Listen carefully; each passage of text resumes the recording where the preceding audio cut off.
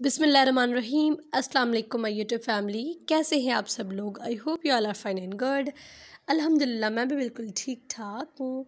और आज की वीडियो बहुत ज़बरदस्त होने वाली है और इंशाल्लाह आप लोगों को बहुत ज़्यादा पसंद भी आएगी।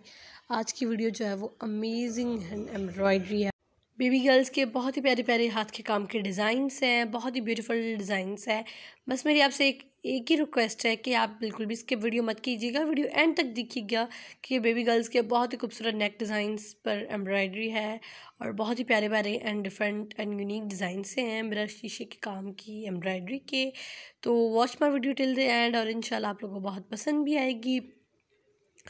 न्यू एंड लेटेस्ट डिज़ाइंस हैं, ये डिज़ाइन आपने पहले कभी भी कहीं भी नहीं देखी होंगी। बहुत ही प्यारे एंड बहुत ही ज़बरदस्त डिज़ाइंस है। इससे पहले भी मैंने बहुत सारी वीडियोस अपलोड की हुई हैं बेबी गर्ल्स की मिरर हैंड एम्ब्रॉयडरी पर। अगर आपने वो नहीं देखी तो go and watch those all videos, आप लोगों को वो भी पसंद आएंगी। आप वीडियो एंड तक देखिएगा। मैं मिलती हूँ आपसे एक नेक्स्ट वीडियो में। तब तक के लिए अपना और अपने प्यारों का बहुत सारा ख्याल रखिए। अल्लाह हाफ़िज़।